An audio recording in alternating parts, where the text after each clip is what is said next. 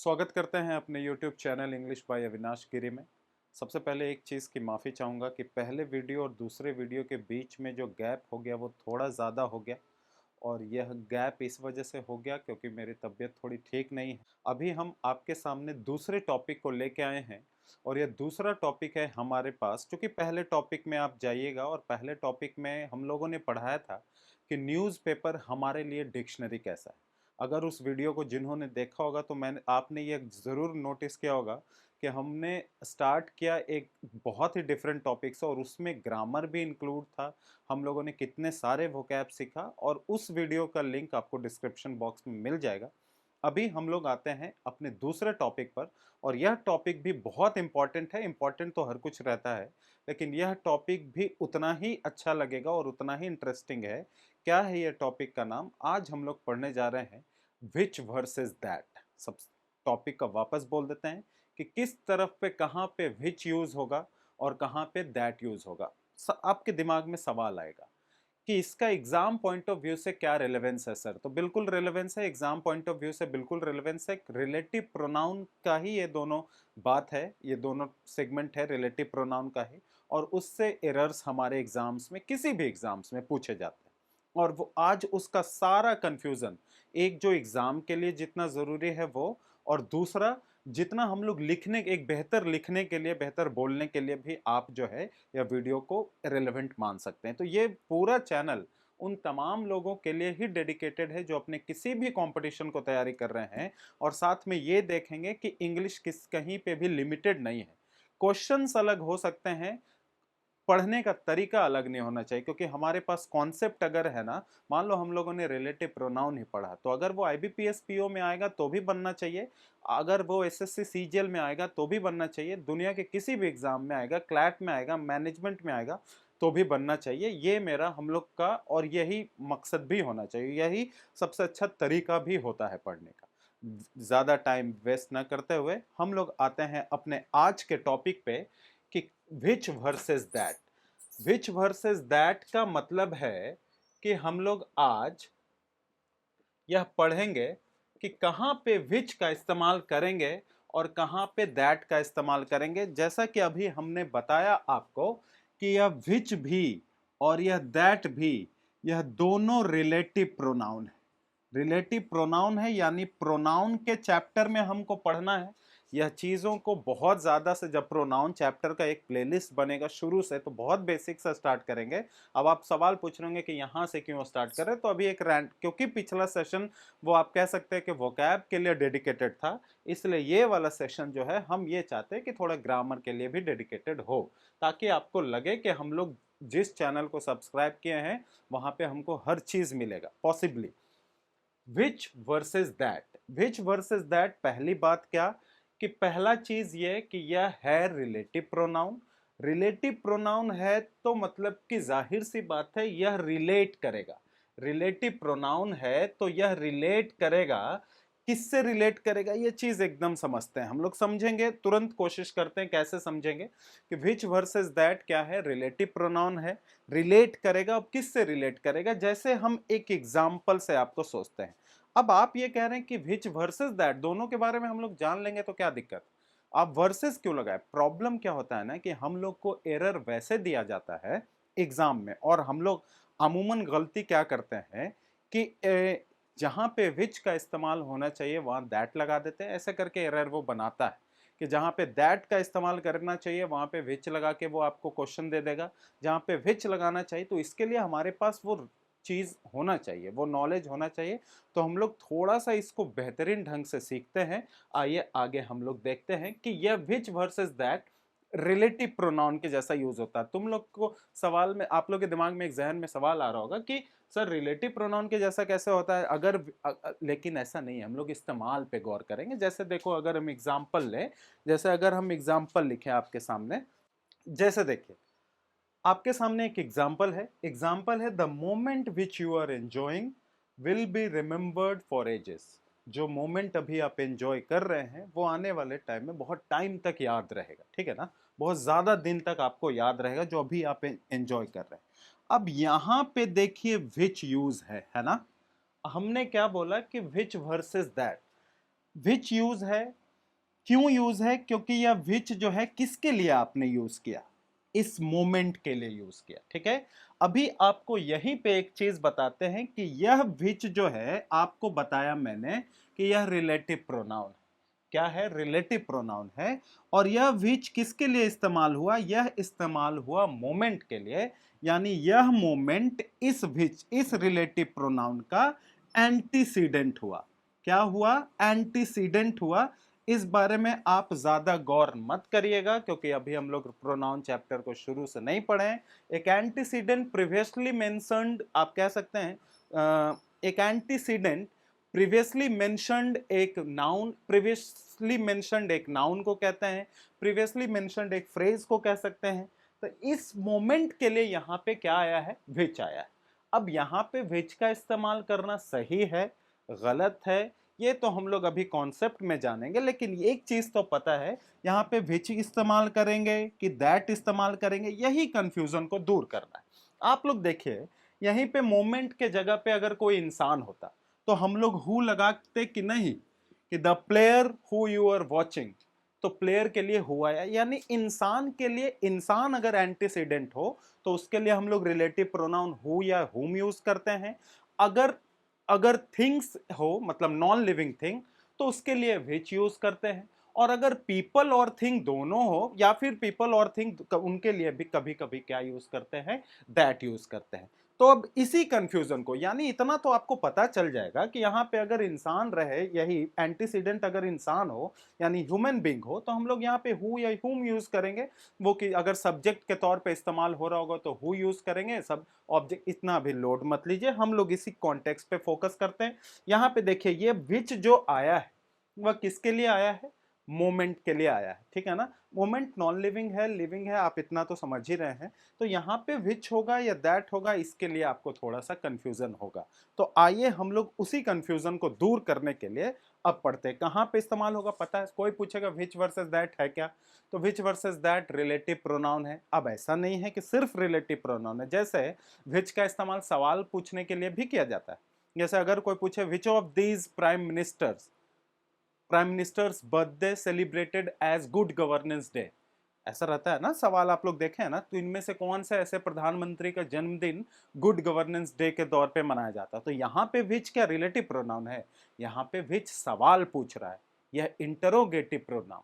ठीक है, तो आप यूजेस पे ध्यान दीजिए, प्रॉब्लम यहीं पे आती है। हम लोग वो पढ़ते हैं जो रटाया जाता है, जिसका जिस जगह पे जैसे इस्तेमाल वैसे उस वक्त पे। अभी यहां पे जो हम लोग विच वर्सेस दैट पढ़ने जा रहे हैं, वो विच वर्सेस दैट सिर्फ और सिर्फ रिलेटिव प्रोनाउन के बारे में पढ़ने जा रहे हैं। आइए हम लोग देखते हैं। चलिए, आपके सामने अब हम आपको बताने जा रहे हैं कि कहां पे क्या लगता है, कहां पे ये है, देखते हैं आप लोग। ठीक है ना, हमने पहला एग्जाम्पल लिखा है कि she arrived by a flight that. अब यहीं पे समझना है, यह जो दैट आया है वह किसके लिए आया है, फ्लाइट के लिए आया है, यानी यह दैट रिलेटिव प्रोनाउन है, रिलेट कर रहा है, किसको रिलेट कर रहा है, फ्लाइट को। या फ्लाइट क्या हो गया, हमारा एंटीसीडेंट हो गया। इससे ज्यादा इसमें अभी कुछ नहीं जानना है। She arrived by a flight that landed half an hour ago. आइए दूसरे एग्जाम्पल पे आते हैं। I arrived by राजधानी एक्सप्रेस, नहीं ये थोड़ा महंगा हो जाएगा। I arrived by Shramjeevi express which reaches Patna Junction at 7:30 AM। अब यह दो एग्जाम्पल है। पहला example, she arrived by a flight that landed half an hour ago. यहां जो दैट का इस्तेमाल हुआ है वह किसके लिए हुआ है, फ्लाइट के लिए। दैट हमारा रिलेटिव प्रोनाउन है, फ्लाइट उसका एंटीसीडेंट है। इसी फ्लाइट के बारे में बोल रहा है, इतना पता। अगर यही फ्लाइट के जगह पे कुछ और इंसान जैसे बात हो तो यहाँ पे दैट नहीं लगा रहे थे, हु लगा रहे थे, इतना आपको पता है। यहां पे ही देखिए, I arrived by Shramjeevi express which, यह जो विच का इस्तेमाल हुआ है वह किसके लिए हुआ है, वह इस श्रमजीवी एक्सप्रेस के लिए हुआ है। वह जो विच का इस्तेमाल हो, यानी यह विच हमारा रिलेटिव प्रोनाउन हो गया और यह श्रमजीवी एक्सप्रेस जो है हमारा एंटीसीडेंट हो गया। इतना ही चीज अभी जानना है। अब आपको उस मुद्दे पे लेके आते हैं कि आखिर यहां पे दैट का इस्तेमाल क्यों हुआ और आखिर यहां पे विच का इस्तेमाल क्यों हुआ। ठीक है, तो दैट का इस्तेमाल क्यों हुआ और विच का इस्तेमाल क्यों हुआ, इसके बारे में जानते हैं। तो देखिए, सबसे पहले यह दैट और विच, यह दोनों को लेके चलते हैं, यह दोनों को लेके चलते हैं। यहां पे आएगा,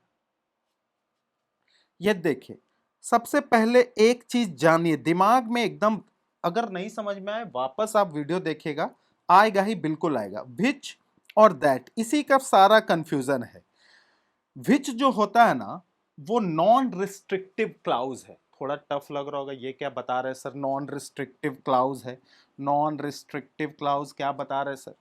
और दैट जो है ना, वो रेस्ट्रिक्टिव क्लाउज है। यह भी आपको पता नहीं चल रहा होगा, लेकिन नाम से इतना पता चल रहा है कि दैट हमको एक रिस्ट्रिक्शन देता होगा, यानी कहीं ना कहीं कुछ रोकता होगा। और विच जो है वो नॉन रिस्ट्रिक्टिव है, यानी एक ऐसा क्लाउज है जिसमें किसी भी तरह का कोई खास रिस्ट्रिक्शन नहीं होगा। अब यहां से भी हमको क्लियर नहीं हुआ सर, आप इसको थोड़ा और अच्छे से समझाइए। वेट, आप इतना जानिए कि विच हमको नॉन इसेंशियल इंफॉर्मेशन प्रोवाइड कराता है। कैसा information, non essential information provide कराता है कौन, विच। वहीं पे दैट जो है वह हमको इसेंशियल इंफॉर्मेशन इंफॉर्मेशन प्रोवाइड कराता है। अब ये सर नॉन रिस्ट्रिक्टिव रिस्ट्रिक्टिव इतना तक थोड़ा सा समझे थे कि दैट जो है वो रिस्ट्रिक्ट करता है और विच जो है वो एकदम नॉन रिस्ट्रिक्टेबल है। तो इसके बारे में आपने एक और बात बताई कि यह जो है वो नॉन इसेंशियल इंफॉर्मेशन प्रोवाइड करता है, जबकि दैट जो है वो इसेंशियल इंफॉर्मेशन प्रोवाइड करता है। और वो कैसे करता है, इन दो एग्जाम्पल में हम लोग देखते हैं। सबसे पहले देखिए, she arrived by a flight that landed half an hour ago. यह दैट जो आया है वो किसके लिए आया है, फ्लाइट के लिए आया। दैट क्या हुआ, relative pronoun. Relative pronoun pronoun का एक चैप्टर है। यह दैट किसके लिए आया, फ्लाइट के लिए आया। यह फ्लाइट क्या है, हमारा एंटीसीडेंट है। यानी she arrived by a flight that landed half an hour ago. और दूसरा देखिए कि I arrived by Shramjeevi express which reached Patna junction at 7:30 AM, at 7:30 AM। तो अब जरा सा हम लोग इस बारे में और गौर करते हैं। क्या गौर करते हैं, जो जरा देखिए कि कैसे नॉन इसेंशियल इंफॉर्मेशन और कैसे इसेंशियल इंफॉर्मेशन। यहां पे देखिए, यह दैट जो है यह किसके लिए आया है, फ्लाइट के लिए आया है। और उसी के बारे में पूरा इंफॉर्मेशन यह दिया है कि जो फ्लाइट से वो उतरी है वह हाफ एन आवर अगो, आधे घंटे पहले लैंड हुआ है। पूरा इंफॉर्मेशन। अब क्या हुआ इसेंशियल, अगर आप इस वाले इंफॉर्मेशन को डिलीट भी कर दें, हटा भी दें, मिटा भी दें, तो मिटा देंगे तो आप एक सिग्निफिकेंट इंफॉर्मेशन का लॉस हो जाएगा। वो कैसे, यहां देखिए, आप इस फ्लाइट के बारे में पूरी जानकारी दे रहे हैं कि एक वह फ्लाइट से उतरी है जो लैंड हुआ है कितने देर पहले, हाफ एन आवर को। वहीं पे आइए, यहां पे I arrived by Shramjeevi express. जैसे ही यूजर को, आपको, किसी को भी पता चलेगा कि श्रमजीवी एक्सप्रेस से मैं उतरा हूं, तो आपके दिमाग में यह वाला जो इंफॉर्मेशन है कि which reaches Patna junction at 7:30 AM, ये नॉन इसेंशियल है। यानी अगर आप इस वाले लाइन को डिलीट भी कर दें, मिटा भी दें, खत्म भी कर दें, तो भी आदमी लोग यह समझ जाएगा कि आप जो है सुबह 7:30 बजे ही उतरे हैं, क्योंकि यह श्रमजीवी एक्सप्रेस इंफॉर्मेशन देने के लिए काफी है। यानी इतना वाला जो इंफॉर्मेशन है वो नॉन रिस्ट्रिक्टेबल है। अगर हम इसको हटा भी दें तो भी हमारे लिए सिग्निफिकेंट इंफॉर्मेशन का लॉस नहीं होगा। समझ में आ रहा है ना, थोड़ा सा कैची लग रहा होगा, क्यों। अब देखिए, यहां पे अगर आप इस पूरे लाइन को अगर आप हटा देते हैं तो आप एक सिग्निफिकेंट इंफॉर्मेशन का लॉस कर देंगे। कैसे, वो बता रहे हैं हम आपको कि कैसे आप लॉस कर देंगे। देखिए यहां पे, जैसे कि आप एक चीज समझिए कि आप I arrived by a flight, किसी को क्या समझ में आएगा कितने बजे उतरे आप, लेकिन जब आगे बता रहे हैं कि जो कि हाफ एन आवर अगो पहले पहुंचे है, तब लोगों को लगा कि अच्छा, यानी यह रिस्ट्रिक्ट कर रहा है कि अच्छा इसको बताना पड़ेगा भाई। लेकिन अगर आप यहां पे बता रहे I arrived by Shramjeevi express, तो लोग यहीं पे ये डिटरमाइंड हो गए होंगे कि आप जो है सुबह पटना जंक्शन जो है 7:30 बजे पहुंचे। विच रीचेज पटना जंक्शन, यानी यहां पे कोई रिस्ट्रिक्ट नहीं कर रहा है, यहां पे कोई रिस्ट्रिक्ट नहीं कर रहा है, आगे आपको रिस्ट्रिक्ट कर रहा है। यानी Shramjeevi Express itself is enough to give information, और यह बिल्कुल भी नॉन रिस्ट्रिक्टेबल है, नॉन इसेंशियल इंफॉर्मेशन है आगे के। क्योंकि आप अगर हम यहीं पे राजधानी लिख देते, जो कि सही में राजधानी लिख देते, आपको उसका टाइम पता होता है, कुछ भी डेक्कन क्वीन भी लिख देते। तो यहां पे इस तरीके में पहला डिफरेंस है। इसको और क्लियर करते दूसरे एग्जाम्पल से। ओके, दूसरे एग्जाम्पल पे आते हैं। दूसरा एग्जाम्पल पे आता है, क्या बोला, नॉन रिस्ट्रिक्टिव क्लाउज कौन होगा, यानी जो रिस्ट्रिक्ट कौन नहीं कर पाएगा वो होगा विच, और जो रिस्ट्रिक्ट करेगा वह होगा दैट। यानी अब देखिए यहां पे Mumbai which is a coastal city, Mumbai which is a coastal city, या विच किसके लिए आया है, मुंबई के लिए, यानी विच किससे रिलेट कर रहा है, मुंबई के लिए कर रहा है। ठीक है, यहां पे the cities that, the cities that, ये दैट किसके लिए आया है, सिटीज के लिए आया है। ठीक है ना, और कंफ्यूजन दूर होगा। अभी इसमें नॉन रिस्ट्रिक्टिव और रिस्ट्रिक्टिव का प्लानिंग बता रहा है कि वो कैसे खत्म होगा, वो देखिए। Mumbai, which is a coastal city, is the financial capital of India. The cities that are located on the bank of major rivers, the cities that are located on the bank of major rivers are the financial capital of their regions. अब यहां पे देखिए फिर से आपको इससे पहले जो एग्जाम्पल आया वो समझ में आया होगा, उसी को थोड़ा सा बड़ा एग्जाम्पल में हम आपको वापस समझाते हैं कि विच जो है वो नॉन रिस्ट्रिक्टिव है, यानी नॉन इसेंशियल इंफॉर्मेशन हमको प्रोवाइड कराता है। वो देखिए कैसे, आप यहां पे नाम क्या देखें, Mumbai which is a coastal city, Mumbai which is a coastal city. अगर आप इस वाले लाइन को हटा भी दे, रिमूव भी कर दे, even if you remove this particular line, you will not have the vital loss of information. वो कैसे है कि Mumbai which is a coastal city is the financial capital of India, क्योंकि मुंबई खुद काफी है यह बताने के लिए कि वह फाइनेंशियल कैपिटल होता है। समझ रहे हैं ना, इस विच किसके लिए आया था, मुंबई के लिए आया था। लेकिन अगर आप इसको हटा भी देंगे ना, तो भी लोगों को यह पता चल जाएगा कि मुंबई जो है फाइनेंशियल कैपिटल, क्योंकि मुंबई खुद काफी है यह बताने के लिए। दूसरे में देखिए, the cities that are located on the banks of major river. लेकिन इससे पहले हम वापस आते हैं, सर यहां पे हम दैट लगा दे तो Mumbai that is a coastal city is the financial capital of India, आपको खुद ऑकवर्ड लगने लगे, क्योंकि अभी आपने सर बताया कि दैट जो है वो एकदम रिस्ट्रिक्ट करेगा।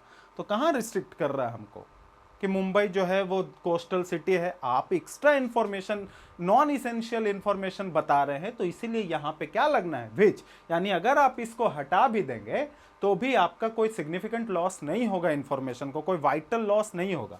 लेकिन आप देखिए यहां पे द सिटीज किसके लिए आया है, दैट ये जो आया है किसके लिए आया है, सिटीज के लिए। दैट रिलेटिव प्रोनाउन, सिटीज हमारा antecedent. The cities that are located on the bank of major rivers. अगर इसी लाइन को आप हटा लीजिए, 10 उसके बाद पढ़िए तो the cities are the financial capital of their region, कोई मतलब बन रहा है, is it making a sense, नहीं, क्योंकि आपने जो है इसेंशियल इंफॉर्मेशन को छुपा लिया। इसलिए दैट हमको इसेंशियल इंफॉर्मेशन देता है, विच हमको नॉन इसेंशियल इंफॉर्मेशन देता है। दूसरे बात में कहें तो विच एक नॉन रिस्ट्रिक्टिव क्लाउज है, दैट जो है वो एक रिस्ट्रिक्टिव क्लाउज है, आपको रिस्ट्रिक्ट करता है कि आप आगे वाला लाइन डिलीट मत करिए, रिमूव मत करिए, हटाइए नहीं। अगर आप ऐसा हटाते हैं तो आपके पास एक वाइटल इंफॉर्मेशन का लॉस हो सकता है। वहीं पे विच आपको अलाउ करता है कि अगर आपका दिल है, आपकी मर्जी है, तो आप हटा सकते हैं, आपका वाइटल इंफॉर्मेशन का लॉस तो नहीं ही होगा। इन सब के अलावे और भी चीज जानते हैं जो इसी दैट से रिलेटेड है, दैट के बारे में कुछ और चीज़ जानते हैं। इन सब के अभी आपने जो पढ़ा वो विच और दैट के लिए आपके लिए काफ़ी था। एग्जाम्पल में अगर आप सोच सकते हैं कि रिस्ट्रिक्टिव क्लॉज, जैसे अगर हम कहें कि I have a car which has red tyres runs very fast, तो इन्फॉर्मेशन यहाँ पे रेड टायर रहे चाहे कैसा भी रहे, लेकिन इन्फॉर्मेशन क्या है, रन्स वेरी फास्ट, तो वो तो आपको रिस्ट्रिक्टिव क्लॉज आप समझ चुके हैं। लेकिन उन सब के अलावे भी यहाँ पे कुछ सेंटेंसेस है जिसको हम लोग यह जानेंगे कि कहाँ पे दैट यूज़ कर सकते हैं। देखिए कुछ सेंटेंसेस है, तो इसके लिए कुछ चीज़ याद कर लीजिए, लो फासन, ठीक है, इतना याद कर लीजिए, यानी एल सबसे पहला वर्ड याद कर लीजिए। अब एल से क्या होता है, लिटिल, देखिए यानी द लिटिल जहां भी नजर आए आपको, द लिटिल और द फ्यू, यानी LOF, एल से सबसे पहले द लिटिल जहां भी नजर आए वहां पे आपको दैट लगाना है। Sonu Sood got the little money that he donated, ठीक है, दैट लगाना है। दूसरा, उसके बाद ओ फॉर ओनली, यानी ओनली जहां भी नजर आए आपको वहां भी दैट लगाना है। Chris Gayle is the only hope that can revive Kings 11 Punjab. देखिए कभी कभी कुछ चीज़ें हम लोग को लगती हैं कि यह एरर नहीं है, ये बोलने में अच्छा लग रहा है, पर वो SSC और कोई भी कॉम्पिटिटिव एग्जाम्स जो है वो एरर कंसिडर करती है। क्योंकि अभी जैसे देखिए ना, हम लोग बोलते हैं ड्रेसिंग सेंस, सोनम कपूर का ड्रेसिंग सेंस बहुत शानदार है, रणवीर कपूर का ड्रेसिंग सेंस बहुत खूबसूरत है, रणवीर सिंह का ड्रेसिंग सेंस आपको पता है। तो इन सब के अलावे आपको समझ में आना चाहिए, लेकिन ड्रेसिंग सेंस एक्चुअली में एरर है, ड्रेस सेंस होता है। वैसे ही हमने आपको बोला LO, यानी एल के साथ एल फॉर द लिटिल जहां नजर आए वहां पे आप दैट यूज कीजिए, ओ फॉर ओनली जहां नजर आए वहां पे दैट यूज कीजिए।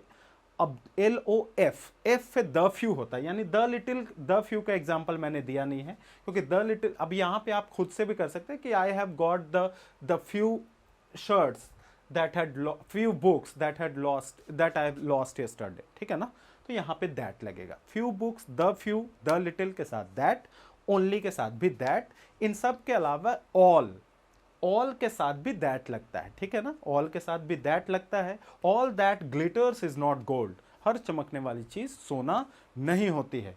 आई हैव द सेम शर्ट, उसके बाद सेम शर्ट, यानी S for same shirt that you are bearing, मेरे पास वही सेम शर्ट है जो तुमने पहना हुआ है, इसमें भी हम लोग द लगाते हैं। यानी एस वर्ड से क्या याद करना है कि जहां पे सेम नजर आए वहां पे हम लोग ये यूज करते हैं, दैट यूज करते हैं। इन एस कीवर्ड से एक और वर्ड याद कर लीजिए कि सुपरलेटिव डिग्री के साथ, सुपरलेटिव, अगर ब्यूटीफुल का सुपरलेटिव क्या होगा, मोस्ट ब्यूटीफुल, तो जहां मोस्ट ब्यूटीफुल है वहां हम लोग दैट लगाएंगे। अगर जैसे ये आगे वाला example, UV is the finest left batsman, अगर सिर्फ फाइन बैट्समैन होता तो हम लोग यहाँ पे कुछ भी लगा सकते थे, विच लगा सकते थे, लेकिन अगर फाइनेस्ट आ गया, दैट, अगर फाइनेस्ट आ गया तो ये सुपरलेटिव हो गया ना, तो सुपरलेटिव के लिए हमने क्या यूज किया हुआ है, दैट यूज किया हुआ है।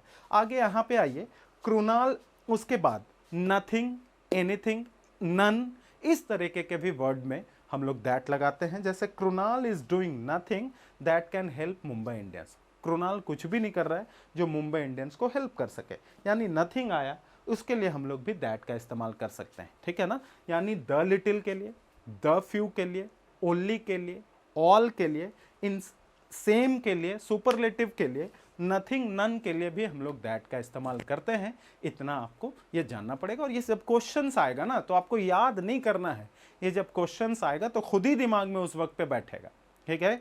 अगर कोई कुछ चीज़ें ऐसी होती है जो बनाने के वक्त दिमाग में आती है, ये मैं बता रहा हूँ आपको, जैसे साइकिल चलाना है, आपको बता दे कि बैठ जाना है, सीधा देखना है, हैंडल सही से पकड़ना है, और तो थोड़ी ना चल रहा, वो उसको चलाओगे तभी वो आएगा। तो ये सब चीज़ें जितनी बार क्वेश्चन में बनाएंगे और जैसे जैसे आएगा, बहुत ज़्यादा इसमें आएगा नहीं, जो मेन चीज़, जो बहुत ये चीज़ इन्फॉर्मेशन वाला जो बात था वो शुरू में ही मैंने डील कर दिया, वो आपको एक अच्छा स्पीकर बनाएगा, अच्छा लिखने सिखाएगा। और इन सब के अलावा एक दैट के साथ एक और पॉइंट बनता है, वो हम अभी आपको बताते हैं। तो क्या क्या अभी आते हैं, दैट का एक छोटा सा पार्ट है, लेकिन इससे पहले क्या क्या सीखा कि अगर एल रहे, एल फॉर द लिटिल, तो उसके साथ हम लोग दैट लगाएंगे। O for only, only keyword नजर आए हम दैट लगाएंगे। LOF, लो फासन, ठीक है ना, इस तरीके से याद करना है। F फॉर द फ्यू रहे, द लिटिल के साथ ही द फ्यू आपको याद रहेगा, उसके साथ लगाएंगे। S फॉर सुपरलेटिव डिग्री, और सेम वर्ड, सेम SAME इनके साथ नज़र आए तो द दैट लगाएंगे, उसके साथ नथिंग नन ये भी रहे तो भी दैट लगाएंगे, ठीक है, ऑल रहे तो भी दैट लगाएंगे। इन सब के अलावे एक सेंटेंस देखिए यहाँ पे, the professor and his pet that were seen yesterday, यहाँ दैट आया है। दैट किसके लिए आया? अब एक बात, अगर सिर्फ प्रोफेसर होते, समझने वाली बात है भाई, अगर सिर्फ प्रोफेसर होते तो आप यहाँ पे हु लगा सकते थे, ठीक है, कोई प्रॉब्लम नहीं है, अगर सिर्फ प्रोफेसर होते। अगर सिर्फ पेट होता तो भी आप यहाँ पे विच लगा सकते थे। क्यों? क्योंकि पेट होता है नॉन लिविंग। अब आप कहेंगे पेट कैसे नॉन लिविंग, तो इंग्लिश इसको नॉन लिविंग मानती है, इसलिए इसके साथ ही शी नहीं इट लगाते हैं, कुछ बड़े जानवरों को छोड़ के। द प्रोफेसर एंड हिज पेट, अब चूंकि दोनों है तो जब भी इस तरीके से दो चीज यानी एक लिविंग और एक नॉन लिविंग का ये रहे तो हम लोग उसके साथ दैट लगाते हैं। The professor and his pet that were seen yesterday are absent today, कुछ भी आगे हो सकता है, ठीक है ना। यानी अब तक आपने विच और दैट को बड़े अच्छे से सीख लिया कि विच जो है वो रिस्ट्रिक्टिव क्लाउज नहीं है, नॉन रिस्ट्रिक्टिव क्लाउज। यानी अगर आप विच वाला इंफॉर्मेशन को रिमूव भी कर दोगे तो भी एक सिग्निफिकेंट, एक वाइटल लॉस इंफॉर्मेशन का नहीं होगा। ये बेहतरीन, ये एक कॉन्सेप्ट हुआ जानने के लिए। वहीं दैट जो है, एग्जाम्पल आपने देखा शुरू में, वहीं दैट जो है वह आपको यह बताता है कि अगर आप उसको रिमूव करते हो तो वो एक सिग्निफिकेंट लॉस ऑफ इंफॉर्मेशन दे सकता है। तो वहां इसीलिए उसको रिस्ट्रिक्ट करता है कि आप उसको रिमूव, इसलिए उसको रिस्ट्रिक्टिव क्लाउज कहते हैं। विच और दैट है क्या? रिलेटिव प्रोनाउन का एक पार्ट है। क्या हमेशा रिलेटिव प्रोनाउन है? नहीं। अगर यही विच सवाल बन जाएगा तो इंटरोगेटिव प्रोनाउन हो जाएगा। विच एडजेक्टिव भी जैसा यूज हो सकता है, समझ रहे हैं ना। तो इस तरीके से अभी यूज कैसे कर रहे हैं? रिलेटिव प्रोनाउन के जैसा यूज कर रहे हैं। किसके जैसा? तो इसलिए अभी रिलेटिव प्रोनाउन। रिलेटिव प्रोनाउन क्या करता है? रिलेट करता है किससे? अपने एंटीसीडेंट से। एंटीसीडेंट किसको कहते हैं? जो उससे पहले मेंशन्ड फ्रेज या नाउन रहता है उसको कहते हैं। और विच और दैट के बारे में जितनी और भी जब प्रोनाउन चैप्टर पढ़ेंगे, पूरा प्लेलिस्ट अगर जैसे ही यूट्यूब पे स्टार्ट होगा तो उसमें हम लोग अभी फिलहाल हम लोग रैंडम टॉपिक ही लेके आएंगे जो कि आपके लिए बहुत हेल्पफुल होगा। किन के लिए?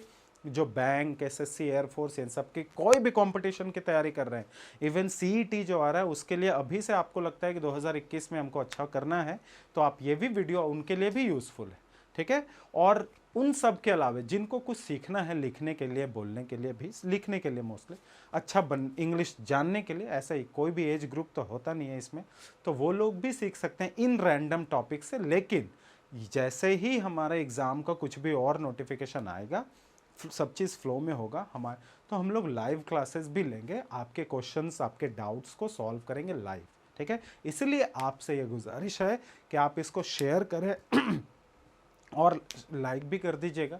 जो आपको पता ही है कि हर बार हर वीडियो पे मेरा वो बोलना बनेगा, इसलिए आगे आप खुद ही समझदार हैं। जल्दी से जल्दी, and thank you so much.